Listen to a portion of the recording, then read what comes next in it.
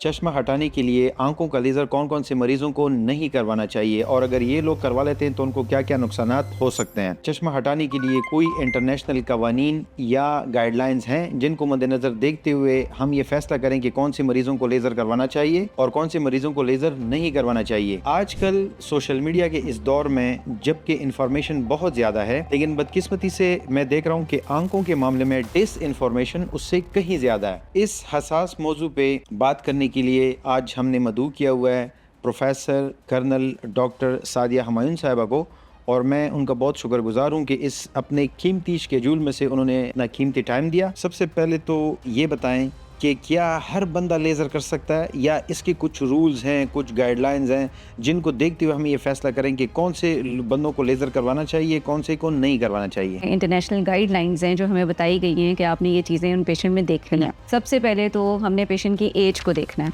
ठीक है। पेशेंट की एज जो है वो 18 ईयर्स एंड अबव होनी चाहिए और उसका जो नंबर है उसको स्टेबल होना चाहिए। स्टेबिलिटी का मतलब ये है कि पिछले 1 साल में उसकी एनक का नंबर 0.5 डायोप्टर से ज़्यादा चेंज नहीं होना चाहिए। अगर ये दोनों चीज़ें हैं तो फिर हमने देखना है कि पेशेंट का नंबर कितना है, -3 -4 तक जिनके नंबर हैं। तो अगर तो वो पेशेंट हैं और 18 ईयर्स की एज में आते हैं और नंबर स्टेबल है तो हम कर सकते हैं।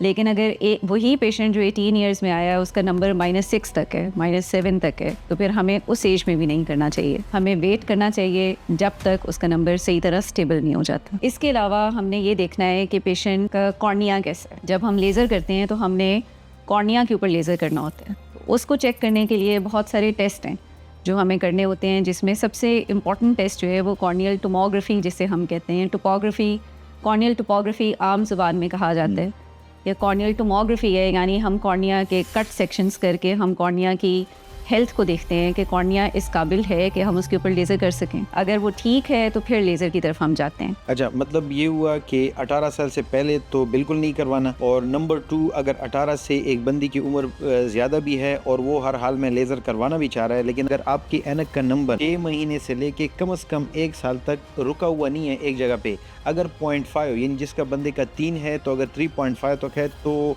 जस्टिफाइड, लेकिन इससे ज़्यादा डिफरेंस इशारिया 5 से ज़्यादा डिफरेंस नहीं होना चाहिए। मतलब आपकी उम्र अगर 24 भी है, 30 भी है तो आपको नहीं करवाना चाहिए जब तक आपकी ऐनक का नंबर 1 नहीं रहता, तक कम से कम 1 साल। फिर आपने ये बताया कि जो टेस्ट हम इसके लिए करते हैं जिसको पेंटाकैम कॉर्नियल टोपोग्राफी कहते हैं, वो टेस्ट करवा लें। तो इसमें सीधे चीज़ें आप क्या करते हैं जिसमें आम बंदे को समझ आ सके। देखिए, अगर एक लेमैन ज़ुबान में हम बात करें, हम देखें कि अगर कोई पेशेंट है जो खुद देखना चाहे मेरा हो सकता है कि नहीं हो सकता, सबसे पहले आप ये जो कॉर्नियल थिकनेस है आप इसको देख लें।